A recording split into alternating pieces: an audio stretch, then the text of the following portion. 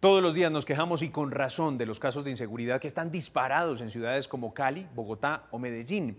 En esos robos, Silvia María, se usan armas, no solamente para hurtar, sino también lamentablemente para matar. Como quien dice, estamos armados hasta los dientes. Armados hasta los dientes, José Manuel, usted lo ha dicho, y sí, la situación ha llegado al punto en que se están transformando armas traumáticas o deportivas también para matar. De hecho, a partir de ahora, estas armas traumáticas también van a ser reguladas, igual que las armas de fuego. Bienvenidos.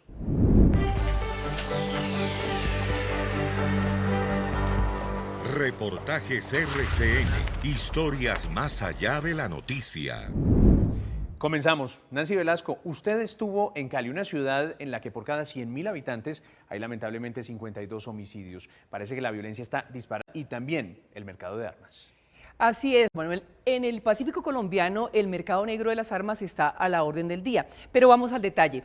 Esta es la historia de cómo un artista que caló muy profundamente entre los seguidores de la música urbana y de la salsa choque terminó como víctima de un homicidio cometido con una pistola y un fusil. El origen de estas armas es tan misterioso como la razón por la cual lo mataron. De sus malas intenciones, Jesucristo me proteja. Ni siquiera me conocen y viven hablando feca, aunque me metan el pie. Uno no sabe al final si es coincidencia o es un efecto de un sistema que a veces pareciera que quisieran que no existiéramos. Qué pena dañarle y aguarle la fiesta. Mal no me va ni porque prendan vela. Apostaste en mi contra y perdiste la apuesta. Mal no me va ni porque prendan vela. Primero que todo, Junior Jane nunca fue un hombre de armas. Somos alegres, somos diferentes. No somos malos, somos diferentes. Somos pacíficos, somos diferentes. Y lo hablábamos y entendíamos que las armas no pueden estar en manos de los civiles. La recompensa viene de arriba y en mayor proporción. Lo que hagas en la vida, hazlo con el corazón. ¿Fue una coincidencia, una terrible paradoja o una consecuencia? ¿Por qué dos sicarios pusieron fin a la vida de Harold Angulo en C o Junior Jane, quien cantó y habló en contra del racismo, la violencia, la cultura mafiosa y el uso de armas que siembran muerte en el Pacífico y sus alrededores? Siempre yo le llamaba la atención respecto a las letras que él tiraba, como dicen. Que él le decía, mucho cuidado con las letras porque hay personas que las toman personal. Nos preguntábamos constantemente, mataron a tal pelado, pero era un pelado. ¿Qué lo mató? Pues fue un arma. Y entonces decíamos, ¿qué hubiese pasado si esa arma no hubiera estado en la calle? El negocio de las armas es un negocio que yo lo equiparo con lo que sucede con el puerto. Y es que se enriquece mucha gente y nosotros solo somos un instrumento y terminamos haciendo parte del exterminio de nosotros mismos. La voluminosa circulación ilegal de armas de fuego en Cali y el Pacífico está ligada con su geografía y, por supuesto, con las amplias ramificaciones del tráfico de drogas en el suroccidente colombiano. Cali, al ser un corredor que conecta lo que es el Pacífico con el interior del país, pues confluyen en eso todas las problemáticas que trae el Pacífico como tal, como son las armas de fuego, el narcotráfico. Dos de las armas a las que se refiere el comandante del Segundo Distrito de Policía de Cali fueron usadas contra el artista y compositor y lo convirtieron en uno de los rostros más visibles de esta grave problemática. Fueron capturadas dos personas, a ellos se les halló en su poder dos armas de fuego, una pistola Glock 9 milímetros, un fusil calibre .556 de marca Colt.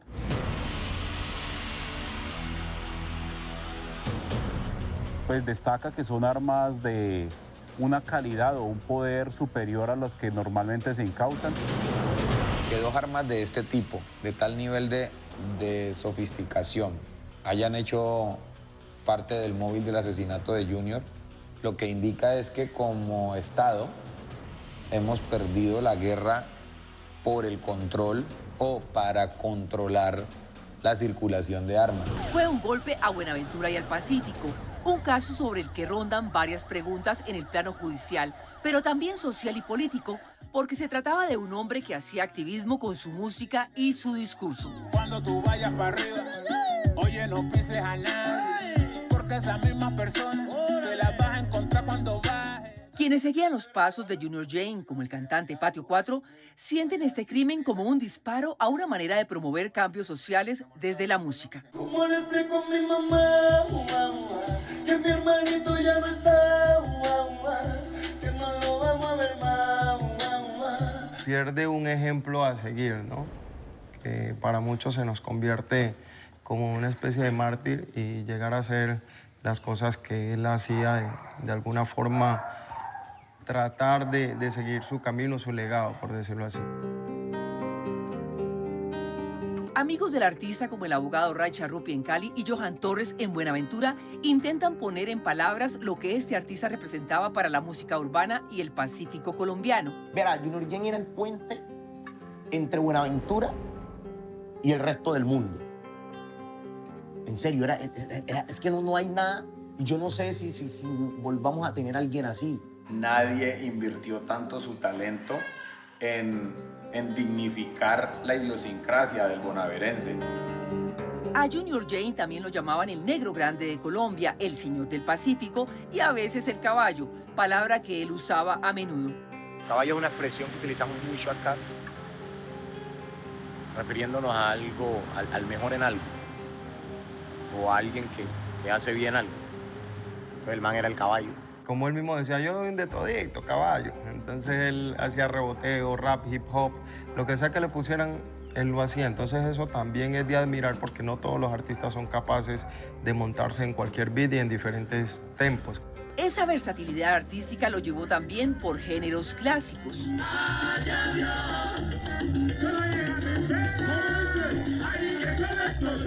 Y sobre todo lo mantuvo en una búsqueda que lo puso como precursor de ritmos como la salsa choque y a desplegar sonidos con el Pacífico siempre de fondo. Te quedaste vestida, te quedaste alborotada, tú pensabas que yo me caía y se te fue el tiro por la culata. Desde muy pequeño él en la casa inventaba instrumentos, como quien dice, con la tapa de la olla, con los tenedores, con las cucharas. O sea, vos escuchabas a Junior cantar y eso es una persona de Buenaventura. ¿Me entendés? La representación gráfica más importante que hemos tenido es Junior Jane. Con la misma intensidad se habla del empeño del músico por darle autoestima a la gente de su ciudad y de su región. Es que Junior era multidimensional. Era activista. Junior era sobre todo más artista. Junior era un gran compositor. Cantó, habló y también actuó en sus videos en contra de fenómenos que destruyen el presente y el porvenir de los pobladores de Buenaventura y su entorno. Y es un ejemplo que nosotros debemos de seguir porque a veces nos enfocamos en hacer solo música del Pacífico para el Pacífico. Entonces Junior lo hacía del Pacífico para el mundo y es donde hay que aprender. Tiene canciones donde habla de esta realidad de lo que es el narcotráfico y la cultura narcotraficante en el Pacífico. Además de apuntarle a la cultura narco y al racismo, también criticó la falta de oportunidades para los jóvenes y el uso de armas, a veces de forma gráfica. Bendecido de arriba por el ojizarco, hágale, no viene carro, hijo de ánima, tengan cuidado por la buena sangre, por la mala diablo. La última canción que lanzamos a propósito del día de su cumpleaños, La Recompensa, ahí se ve como mariachi con unas pistolas de charro, pero Junior no era el artista tipo gángster, ¿cierto? Del hip hop o del rap que anda haciendo alusión a las armas, a los disparos y a la vida mafiosa. Junior siempre era paz, Junior siempre era vida. Hablo sin mala intención, estoy sin ninguna razón, sin esperar remuneración. Lo fue hasta la noche del domingo 13 de junio pasado. A mí me llama mi hermano. Al rato hablo con Goyo de Chequitán y estábamos en una confusión. Hey, sí, pasó, no pasó, sí pasó, no pasó, no. A mí me llamaron, estaba pues indispuesto y pues no lo creía. Es que yo no era tan creativo que a muchos se nos ocurrió que podía ser una estrategia publicitaria. Estaba lejos de ser una estrategia publicitaria. Y pues yo dije, si es una estrategia, la saco del estadio porque todo el mundo está pasmado con la noticia. Me dice, no, que ya en las redes sociales está la foto de Junior, que lo balacearon. Le dije, envíeme la foto para yo verla. Me dice, no, envíemela, por favor. Entonces él me la envía y yo veo a mi hijo allí, boca abajo. Y yo le dije, no, mucha sangre. Mi hijo no está vivo, mi hijo falleció. Esa noche, casi sobre las 12 de la madrugada, el artista fue atacado en la discoteca A Otro Nivel, en el sur de Cali, donde presentaría su nuevo tema, La Recompensa. Cuando arribaba para dar esa presentación, fue cuando ocurrió el atentado. Producto de la reacción policial en ese momento se realizó la captura de 2 personas. Los presuntos sicarios habrían intentado ocultar el fusil Colt AR-15 calibre .556 y la pistola Glock 9 milímetros que usaron. Se les imputó los delitos de homicidio agravado y porte ilegal de armas de uso privativo de las fuerzas militares. Resalta también que estas personas tenían antecedentes, una de ellas por homicidio y otra destaca que había pertenecido a las extintas FARC. ¿Cuál es su dirección? Aquí en Cali, ¿dónde vive? Aquí en Cali, sí, señor. La semana pasada fueron enviadas a la cárcel 8 personas más que estarían vinculadas con el homicidio. Según la fiscalía, harían parte de la banda Los Músicos, que actúa bajo órdenes de 2 estructuras más, los Chotas y la local. Sin embargo, no hay nada claro sobre los autores intelectuales. En un comienzo, el crimen fue atribuido a la negativa de Junior Jane a pagar una extorsión, pero nada estaba descartado, ni siquiera la participación de un cartel del narcotráfico. Pues no podríamos afirmar eso, pero pues sí, dentro de la investigación se tienen en cuenta todas las variantes por el tipo de armamento que portan, por la forma como pensaban ejecutar o como tenían planeada la ejecución del crimen. Son personas que tienen una preparación y un perfil criminal más alto que un sicario común. Esto no era cualquier tipo de arma. El abogado Ray Charrupi insiste en un tema que los inquietaba a él y al artista y que estaba en las líneas de su activismo. Esto debe servirnos para entender que necesitamos todo el control de armas posible y el mejor control posible es quitar de manera definitiva las armas de manos de los civiles. Circulan muchas armas de fuego en la calle. En este momento, hasta esta semana, tenemos 792 armas en lo que ha corrido el año, a todas estas armas ilegales que han sido incautadas y que son usadas para cometer múltiples delitos. Para contrarrestar el tráfico de armas, las autoridades de esta zona del país se mueven en 3 frentes. Primero, las armas originales o de fabricación industrial que circulan en la calle por un tráfico, por las llegadas del Pacífico, porque ya circulan a raíz del conflicto armado que tuvimos. Un segundo frente de trabajo es la búsqueda de armeros clandestinos. El otro es un mercado de fácil acceso para los delincuentes. Que son las armas traumáticas, que de una u otra manera son modificadas para usar munición de guerra, munición real. La proliferación de armas en esta zona del país va ligada a un tema que desvelaba a Junior Jane. Le inquietaba mucho trabajar para que los jóvenes tuvieran futuro, para que los jóvenes no murieran, para que los jóvenes no se mataran. Por eso una de sus mayores osadías ocurrió cuando les pidieron intervenir por los jóvenes de Buenaventura hace unos 5 años, cuando las casas de pique eran noticia diaria. Bueno, el llamado es, muchachos, crean que la música es una opción de vida. Íbamos a competir contra capos del narcotráfico, contra jefes delincuenciales. No podíamos llegar con un trabajador social, no podíamos llegar con psicólogos, no podíamos llegar con sociólogos. Y no se dejen persuadir por esas otras opciones al margen de la ley. Tenemos entonces que llegar con otro capo, pero un capo positivo. Y ese fue Junior, quien era la cara o una de las caras visibles del proyecto. Cuando Buenaventura estuvo en situaciones de violencia extrema, como lo estamos ahora, Junior hacía canciones. También estaba empezando a escribir canciones para cuestionar el enfoque del combate al tráfico de drogas. Políticos hacen campaña con plata de los Nietzsche Panda. El voto a 50 lo paga, al pueblo le roban la plata. Entendió que había una ecuación injusta en la que nosotros ponemos los muertos y Estados Unidos y Europa ponen las narices. Siempre salgo con las pacas, por si la poli me para. Les tiro la liga y me cuidan, me escoltan como si yo fuera Obama. A uno le da miedo cuando las cosas se dicen de manera muy cruda, pero era la verdad. Y ocultar la verdad no tiene sentido. Pero ya su vida había entrado en un conteo regresivo que nadie vio venir.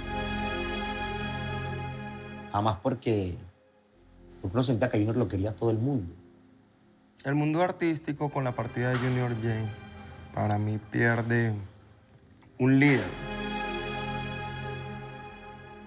Que Junior Jane esté ahora en el balance de víctimas de la delincuencia que se aprovisiona en el río revuelto de las armas sin control, potencia el mensaje de quienes trabajaron con él. Dejamos escalar el desprecio por la vida con la excusa de la defensa de la honra y bienes por vía de arma en cabeza de los civiles. Es decir, las armas simplemente nos han servido para tres cosas, nada, nada y nada. Arma es muerte, arma no es defensa. A Junior, pues que siempre viviré en mi corazón. Siempre. Y gracias por ser mi hijo. Y aquí está su corrido y loco, Junior Jane, el señor del Pacífico, hasta Culiacán, Sinaloa. Amo sin condición, hablo sin mala intención, estoy sin ninguna razón, sin esperar remuneración, fuerte como un campeón, andamos al millón. Lamentablemente este caso hace parte del 70% de homicidios que en Colombia se cometen con armas que circulan de manera ilegal. Así es, Nancy. Cuando volvamos de la siguiente pausa, les contaremos por qué las armas hablan. Todas las armas legales tienen una hoja de vida, se sabe de quiénes son, dónde fueron fabricadas, pero en el caso de armas como la que fue usada en el crimen de Junior Jane, la cosa es distinta. Provino del mercado negro y poco se sabe de ella. ¿O no, Alejandro?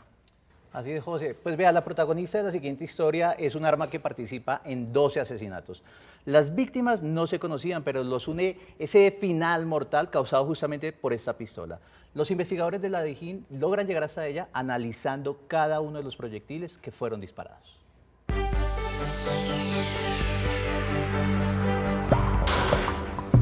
Cada vez que un arma de fuego es disparada, deja tras de sí huellas inequívocas que, de ser interpretadas correctamente, siempre van a delatarla. De eso se puede derivar el tipo del arma, el calibre, una posible trayectoria. Y detrás de cada arma ilegal accionada hay un equipo de especialistas de la DIJÍN que convierte en evidencia detalles invisibles.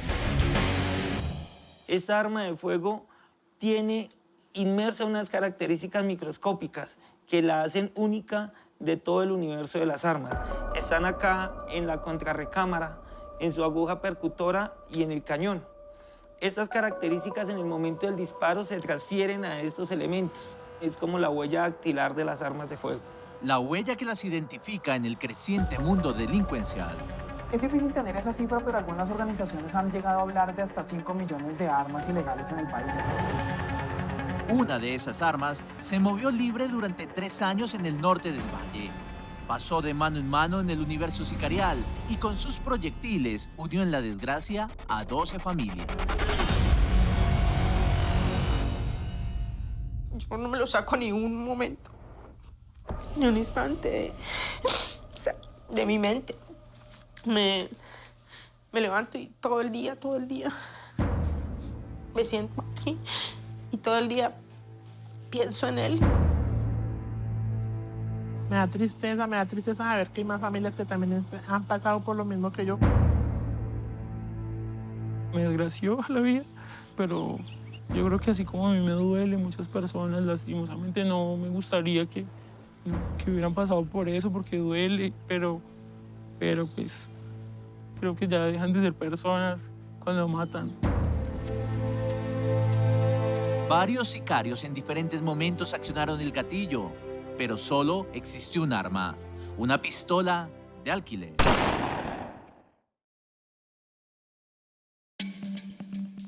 En una de sus aristas, la lucha contra la delincuencia se concentra en impactar la capacidad de fuego de bandas ilegales o delincuentes callejeros que actúan por su cuenta.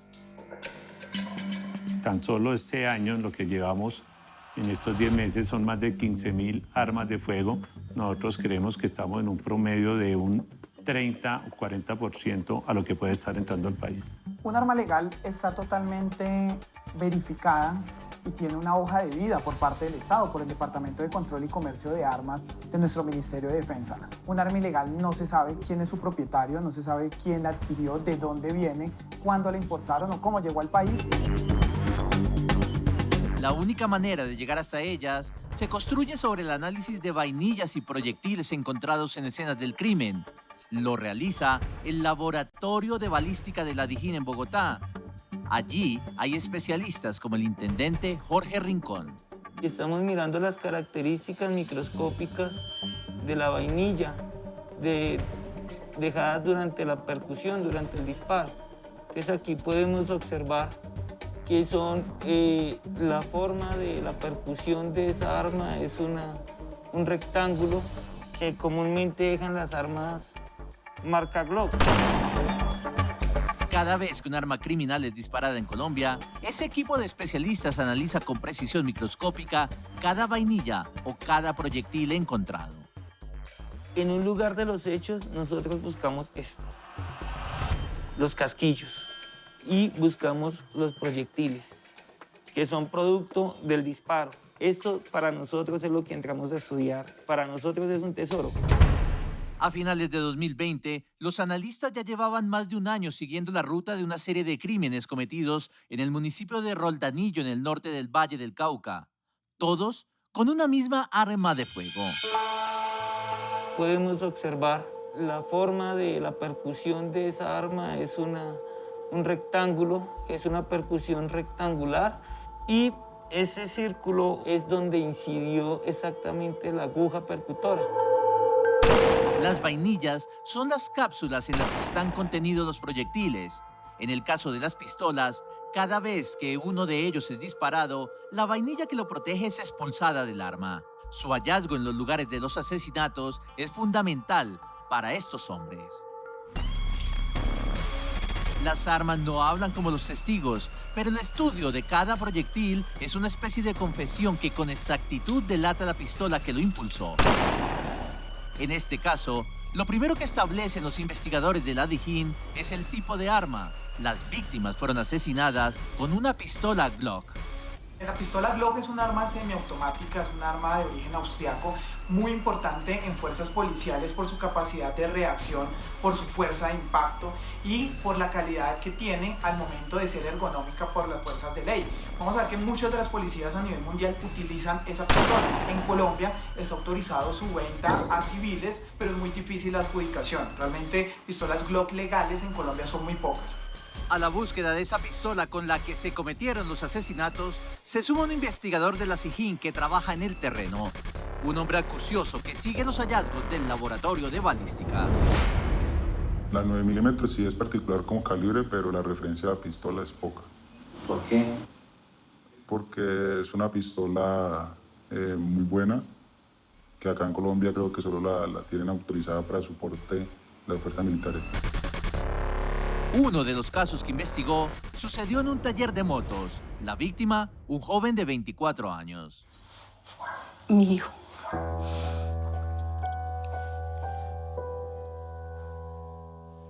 Mi hijo, Daniel Alejandro Romero Velázquez.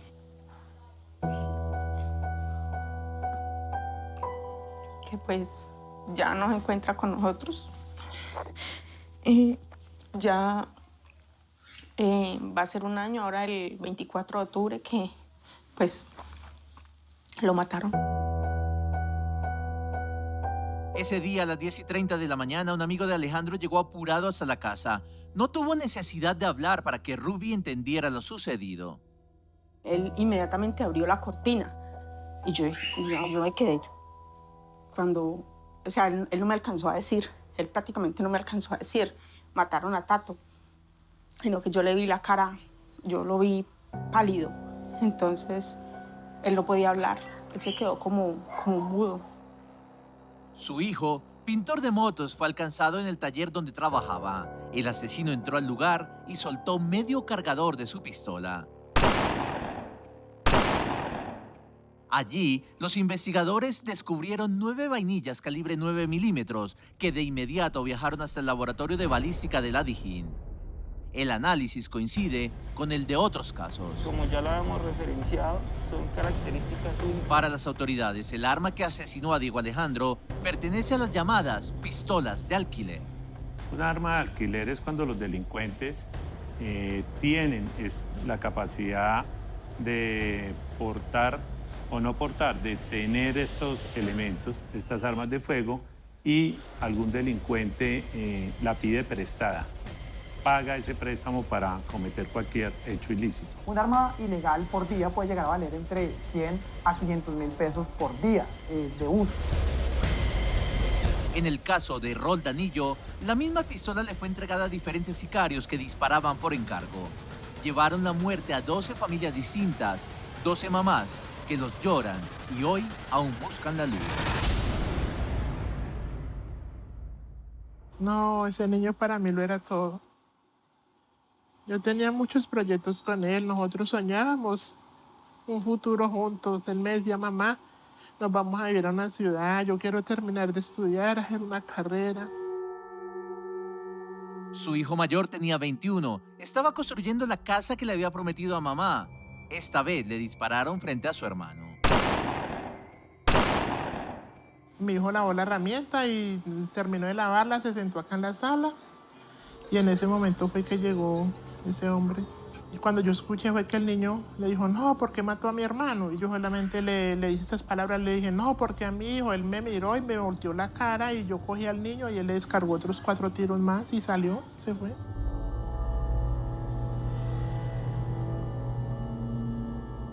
Según un informe del Banco Interamericano de Desarrollo sobre Crimen y Violencia para América Latina, en 2019 las armas ilegales fueron usadas en más del 70% de homicidios en Colombia. Muchas de ellas en un pasado fueron legales. El Estado vende las armas legales a ciudadanos y a personas que requieren de las armas por protección personal o para uso deportivo. Esas armas son hurtadas por delincuentes de cualquiera de las modalidades de hurto y terminan convirtiéndose en ilegales. Y en ese seguimiento a la pistola que participó en los 2 homicidios, el investigador de la Dijín en Roldanillo recibe un caso más. Ocurrió frente a una vivienda. Esta vez los proyectiles dejan 2 víctimas, madre e hijo. El mismo hecho también resultó un ciudadano lesionado que cuando llegan los compañeros del modelo pues lo auxilian porque todavía tenía signos vitales y lo trasladan al centro asistencial de Roldanillo. Con el arma en la mano, el responsable huyó y en su ruta de escape para protegerse, terminó por entregar una prueba contundente que desatará todo el caso. Por allá en el sector del Farillón, ellos continúan en la persecución y observan cuando la persona que va conduciendo esa motocicleta arroja un elemento. Ellos paran a verificar qué es ese elemento y observan que es una pistola. El arma encontrada es llevada al tanque de recuperación balística. Tras una serie de disparos de prueba, el estudio mecánico del sistema del disparo y una comparación minuciosa, el programa Sucova en el laboratorio llega a una conclusión. Cada línea de fotografías, de imágenes, es un homicidio. Yo elijo comparar y cuando yo traigo estas imágenes y veo que las características que están en su fondo de percusión, en su base del fulminante, puedo determinar con certeza que esta arma de fuego que estamos analizando participó en esos homicidios. El arma abandonada en ese potrero es la misma que asesinó a 13 personas en 12 casos distintos. Al menos 4 sicarios la pudieron tener en su poder. Hay 2 hipótesis. Podría pertenecer a una banda que le entregaba a sus sicarios. O tal vez estar ubicada dentro del renglón de la delincuencia callejera, donde estas pistolas se alquilan para delinquir. Generalmente los delincuentes evitan tener armas por los controles que tiene la Policía Nacional en cualquier lugar. Entonces solamente alquilan el arma para determinados momentos específicos cuando van a cometer su acción delictiva. Para reducir los índices de impunidad, la policía y el gobierno nacional trabajan en un proyecto de ley que podría establecer si algún arma legal participó en hechos delictivos. Vamos a obtener la huella balística de todas las armas legales que comercialicen en Colombia. Esto nos va a permitir, una vez entre en investigación la situación que está presentando desde el mismo lugar de los hechos, si se utilizó un arma legal, de pronto que haya sido usada y demás, conocer plenamente cuál fue el arma que se usó en ese hecho. Para los investigadores, el caso tiene un final exitoso. El arma de los 12 asesinatos es hallada e identificada. Otra es la historia de las víctimas. Mamás como Ruby, que de tanto extrañarlo, mantiene vivo a su hijo, cerca a su corazón, para que no se vuelva a ir, para que ningún arma de alquiler se lo vuelva a arrancar. El esclarecimiento de estos homicidios se logra por algo sencillo: el arma finalmente habló. No pasa así en todas las ocasiones, José, porque el control de armas ilegales y el mercado negro es una materia pendiente para las autoridades. Pues Alejandro, mire nada más estas cifras de una reconocida ONG en Suiza. En 2017 había cerca de 5 millones de armas en manos de civiles. Eso es como si dijéramos que toda la población en Medellín estuviera armada. Una cifra a la que hay que pararle bola, sin duda alguna. Cuando regresemos, hablamos de juguetes que matan. Silvia María, de un tiempo para acá estamos oyendo hablar mucho de armas traumáticas, que originalmente son de uso deportivo, pero esto cambió y cambió dramáticamente, ¿no? Sí, señor, se acuerda tipo junio, mayo, cuando estaba, digamos, en lo fino todos los disturbios sociales que vimos en el país, especialmente en Cali. Estas armas fueron traumáticas, muchísima gente las utilizó para defenderse. Eso puso en evidencia, digamos, esta discusión. Hay quienes dicen que las armas traumáticas no matan, otros dicen que sí matan. Lo cierto es que en la mitad están las víctimas, 12 este año. Pues Silvia, veamos esta historia.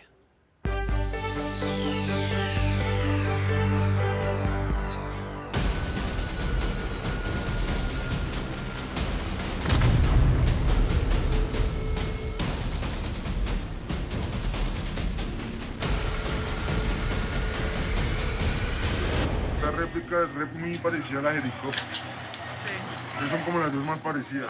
Y hay gente que saca carnet de tiros para que el policía no le diga nada.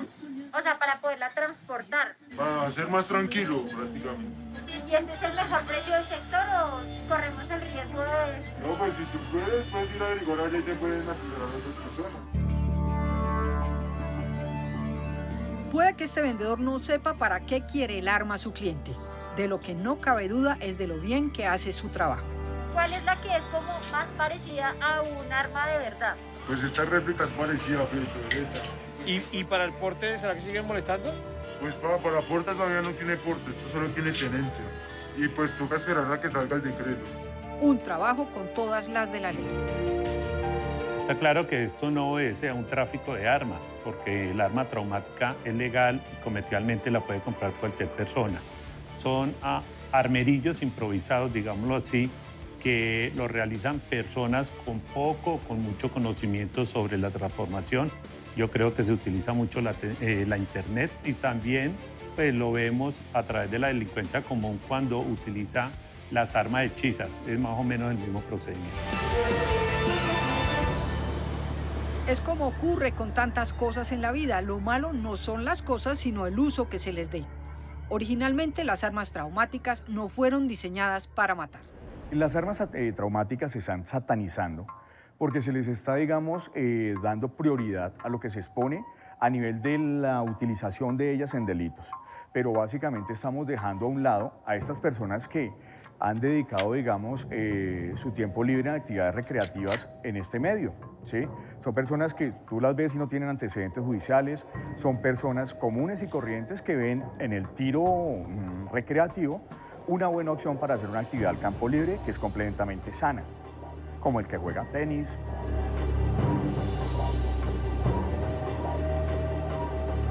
Las escenas que acabamos de ver pueden ser el comienzo de historias que terminan trágicamente aún sin que el vendedor lo intuya.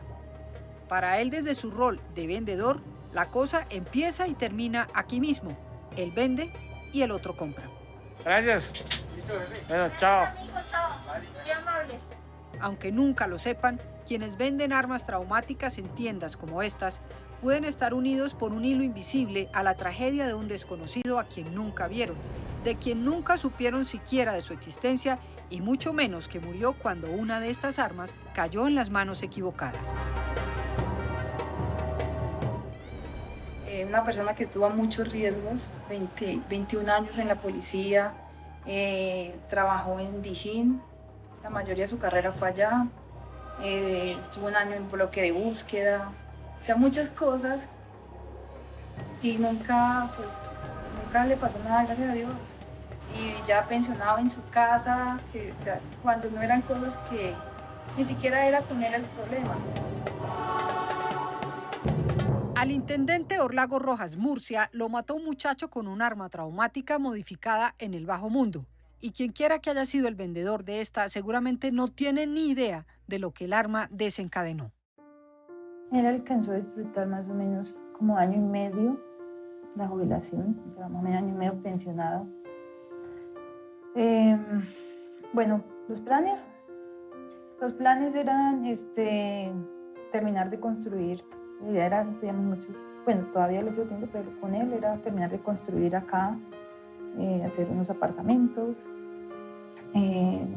viajar mucho, conocer, aprovechar que todas las niñas estaban pequeñas para que compartieran con nosotros, porque él decía, ya cuando ellas estén más grandes, ya no les gusta andar con uno.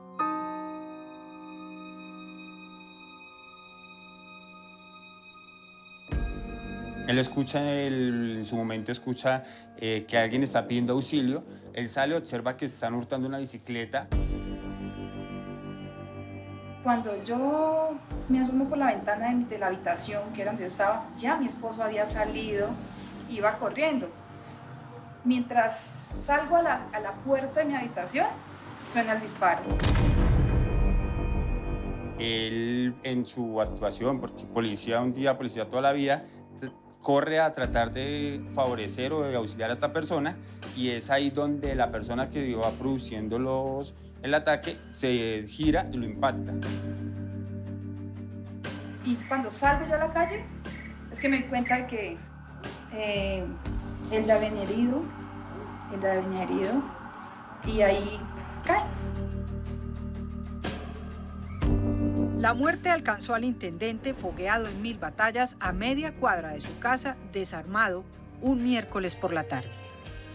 Mi esposo manejaba muy bien las armas, siempre mantenía armado. Nosotros nos acostumbramos a ver las armas acá en la casa diario, porque es que él trabajaba en Dijín, entonces ellos, uno no trabajaban uniformados, sino en traje de civil, pero siempre andaban armados, y esas armas las traían, digamos, él llegaba acá a la casa con su arma, asegurarla, todos los protocolos de seguridad, pues por las niñas.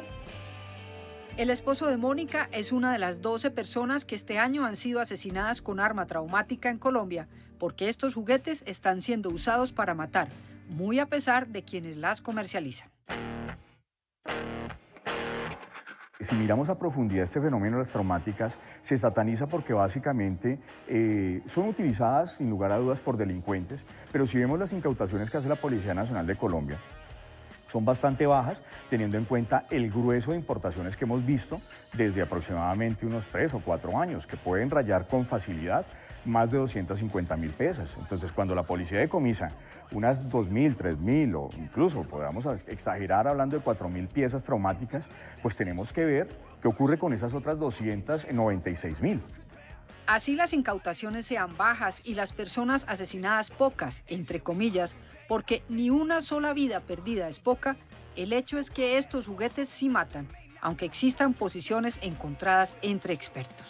Estas armas a una distancia prolongada, pues solamente generaría como su nombre lo indica, un trauma. A una distancia más corta y en una parte más blanda puede llegar a generar la muerte de la persona que llega a ser impactada por el arma traumática. No, para que un arma traumática mate, tiene que haber una cantidad de ingredientes y una cantidad de factores que conduzcan a la desgracia de que alguien pueda perder la vida. Uno de ellos definitivamente es que la esfera de caucho que contiene cada cartucho disparado por estas armas traumáticas tiene que cortar una arteria. Y para hacerlo, en definitiva, tiene que haber un contacto completo contra la víctima. Y fuera de eso, debe esa víctima no contar con asistencia médica oportuna o primeros auxilios. Alrededor de ellas los debates pueden ser infinitos, pero ¿y las víctimas? ¿Ellas qué? En mi recuerdo lo más es ver a mi hija viendo esa escena. Para mí fue terrible. Ver que su hija está viendo cómo el papá está ahí, viendo como un papá. No. Lo que nos queda muy claro es que el auge de las traumáticas es, por un lado, la difícil administración de justicia que tenemos en torno a ese fenómeno, que es ¿cuál? El hurto. El gran problema de Colombia en este instante es el hurto, ya que el hurto está tipificado como un delito simple y es de verdad vergonzoso saber cómo un delincuente entra y sale de la cárcel como Pedro por su casa. Es exactamente lo que le ocurrió al esposo de Mónica, solo que esta vez quien disparó está en la cárcel condenado. Cuando me citaban como las audiencias que les hacían a estos chicos, yo no quise entrar. Lo curioso fue que ese día, en la mañana, yo soñé con mi esposo. Él se mostraba como alguien brindándome tranquilidad, serenidad, como alegre. Y me desperté yo muy contenta ese día. Y coincidió con que era la audiencia condenatoria. Y entonces cuando, bueno, ya dan la sentencia, todo eso, y estos chicos dicen que quieren hablar conmigo. Y entonces me piden perdón. Sencillamente yo me quedo callada y no les contesto nada. Porque, digamos, yo no me siento en la capacidad de perdonarlos. Eso solo lo dirá el de arriba. Uno entre los muchos casos en los que no hubo impunidad y otro de los tantos debates alrededor de los homicidios con armas en esta Colombia, donde según las Naciones Unidas, la impunidad ronda por el 70%. La línea delgada inicia cuando los delincuentes empezaron a cambiarle las características a este tipo de armas y las volvieron letales. Primero, modificando sus sistemas de disparo y segundo, utilizándolas con munición que realmente sí causa una letalidad frente a la acción que hacen contra un ciudadano. Cuando el general habla de que esas armas fueron modificadas, se está refiriendo a esto que les hacen para que dejen de ser juguetes. Lo que normalmente acude la delincuencia es cambian el cañón por un cañón más resistente, más resistente, o lo que hacen es reforzar este cañón para que aguante la presión. Esa es una de las modificaciones que hacen. Dos, lo que hacen es hacer una modificación en el alojamiento del proveedor para poder ingresar un cartucho de este calibre. Frente a lo que es la munición, hemos encontrado que le hacen el cambio del proyectil, cambian este proyectil en goma, lo cambian por un balín, por un posta, le colocan un tornillo, lo recubren de plomo, esto con el fin de aumentar su letalidad. Acaba de hablar un experto de la institución oficial, donde él y sus compañeros solo se dedican a eso, a estudiar las armas. Aunque para expertos de otras esferas esto no tenga sentido. Mientras una traumática por lo general tiene un valor que oscilará entre los 600 a 1.200.000, un arma de fuego fácilmente se puede alquilar por 30, 40 o 50 mil pesos.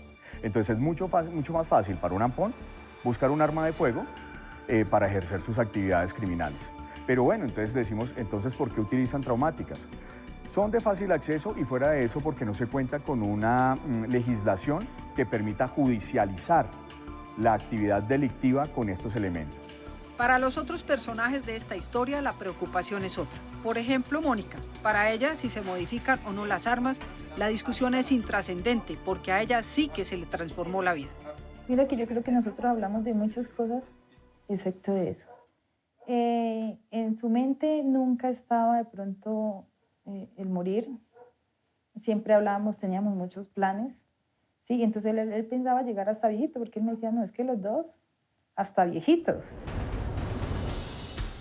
Para el encargado de lidiar con el crimen en este país, lo clave es buscar soluciones y ponerle freno a esta otra pata que le nace al cojo, como lo es el auge en el uso de las armas traumáticas.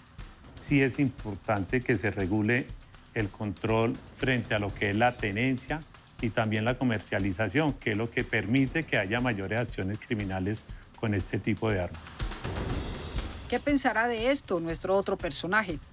Obviamente tiene que existir control, estoy completamente de acuerdo, o sea, tiene que legislarse, pero legislarse a favor de la ciudadanía en general. Porque cada vez que se prohíbe algo, lo que hacemos es montar unos mercados negros, unas mafias y los miles de millones de pesos que llegan a los rubros del Estado en impuestos que pagan estas armas traumáticas para su importación, van a terminar en manos de organizaciones delincuenciales.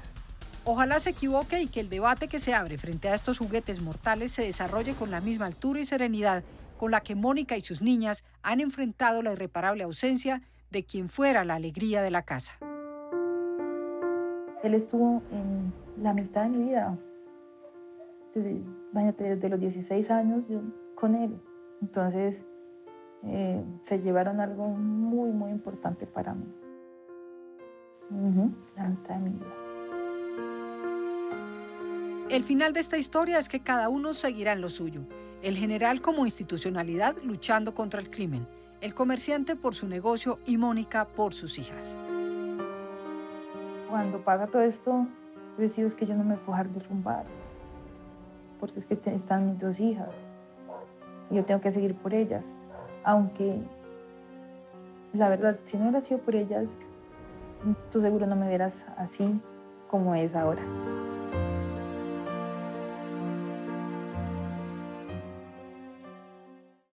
Bueno, le cuento que estas armas traumáticas van a ser reguladas a partir de ahora igual a como ocurre con las armas de fuego y comprarlas en consecuencia no será tan fácil. Pues Silvia, hasta aquí reportajes RCN, historias más allá de la noticia.